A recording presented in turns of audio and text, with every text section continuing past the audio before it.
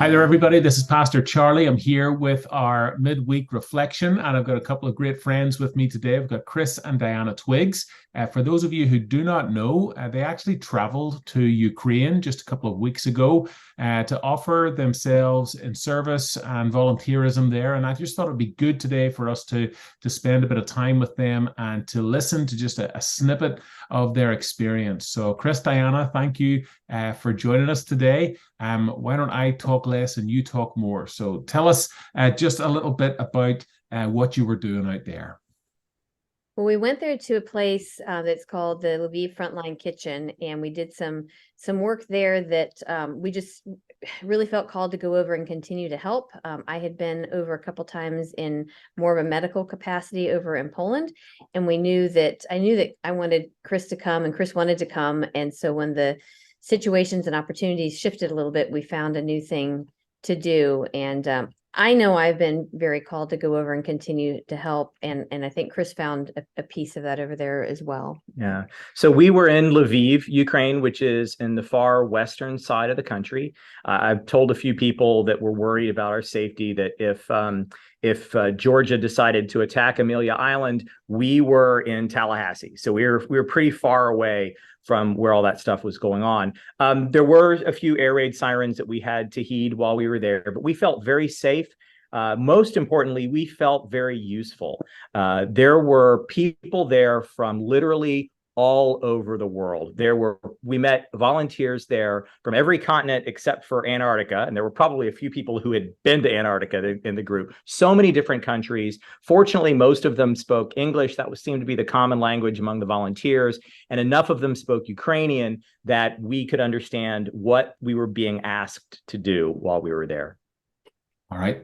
Why don't you tell us just a little bit about what you were being asked to do there? Because, like Diana, we know that you went out like on medical mission to Poland. Was it similar to that, or was it completely different? Oh, it was completely different. This was where we were, was sort of a volunteer hub, and it was literally show up and you say, "Hey, I'm here to help." They say, "Great, go put your stuff over there, grab an apron, come back. We're doing carrots right now." So you go over and you're processing vegetables and doing things that go from that mostly outdoor space. There's a small indoor space over to a packaging area where they dehydrate and they make things like dehydrated borscht kits that the troops can have on the front line. I was doing a lot of packaging of tea leaves into these tiny little bags of tea.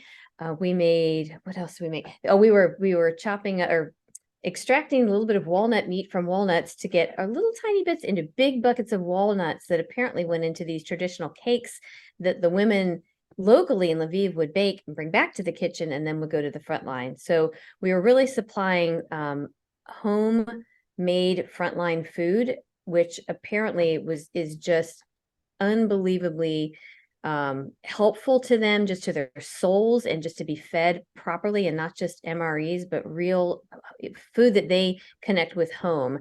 And just knowing that we were there tangibly helping with our hands, an individual person, and then the people that we met too, volunteering, not just from all over the world, but the local volunteers, and talking with them, and everybody was there for a different reason, but with a common purpose. And it was an immediate family, and just everyone was there to help in the same cause.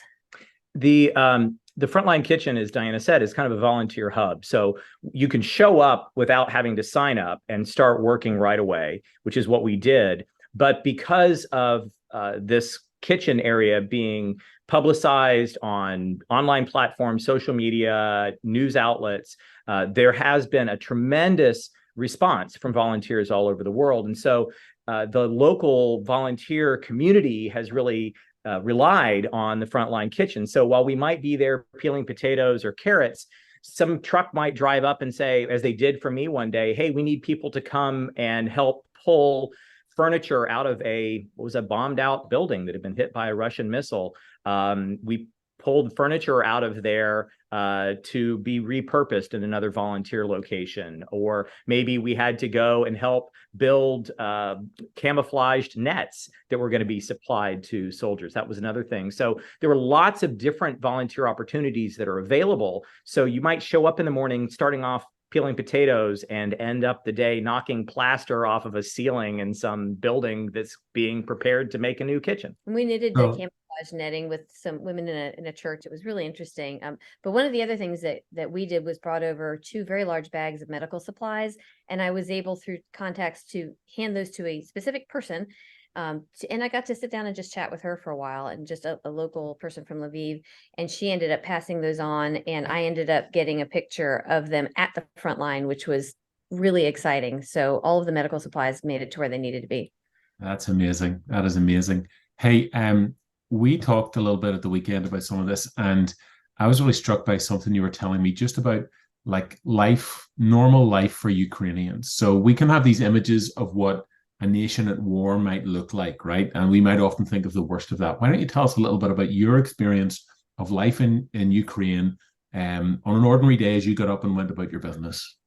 Well, for the most part, I mean, Lviv is a vibrant and just beautiful city, just full of people and kids, and they're living life.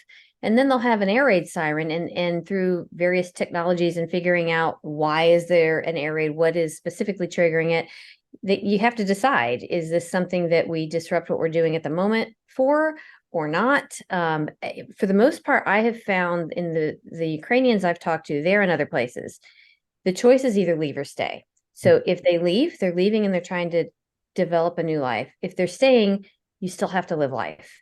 And they're trying to figure out how to live with the war while winning the war. What struck me, though, we arrived in the middle of the night, and so the streets were empty when we got there.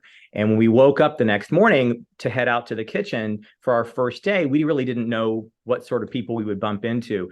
And when we walked out of the hotel, there were kids riding scooters, and there were people posing for pictures in front of historic buildings. There were couples walking hand in hand. In the evening, there are buskers out playing music. We danced to someone singing an Elvis song one night in the middle of the town square.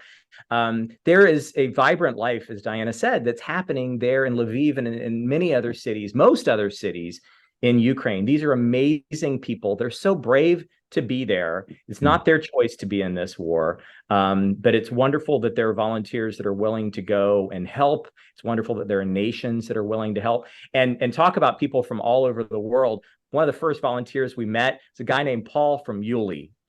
Unbelievable. We didn't arrange this. We'd never met him before we got there. And as we're talking and introducing ourselves to people, we found out we live 15 miles apart. Unbelievable. So Paul said they do every single Ukrainian there is connected with somebody who is or was fighting, may still be fighting, may have been killed in action. They all are intimately and personally connected and are all on some sort of a mission to help. And it is still a big part of underlying life, even in the cities that look like they're living kind of a normal life. There's an undercurrent that it's not normal, but they just have to go on. Wow. Hey, we are fast running out of time here. So I'm going to jump to my favorite question that I ask people in these situations. What did you both learn about yourselves through this experience? Me go first. Sure. I learned that I can be useful in situations where I don't think I have any talent or any ability, but just being willing to say yes makes me God's servant and makes me useful in these situations. It was a bit out of my comfort zone. I don't speak a word of Ukrainian, and a lot of the people that we bumped into didn't speak enough English for my comfort. But it was wonderful, and just being willing to say yes was enough, and that made me worthy of helping. That's a good word. To continue just listening to where I should be and not say no when God is urging me to do something. And if that means peeling carrots and stuffing tea bags, that's fine with me. I'm always looking to see what is he saying? What is the best thing for me to be doing right now to help people? And I don't know what the next thing will be. And just staying open and listening. That's awesome. Chris, Diana, thank you so much for joining me for these few minutes. I hope we get some more time to share with the church just some more of your experiences, because I think they're unreal, and people need to hear about them. So thank you. Yeah, and if anybody is interested in going and helping, again, we felt very safe. And yes, there's a risk, but we accepted that. If anybody's interested in going, we'd love to talk to them about how we traveled there and got connected. We are certainly going back. There's no doubt about that. We don't have dates set yet, but we are going back. And if anybody wants to tag along, they're welcome to do that too. Awesome. Thank you both so much.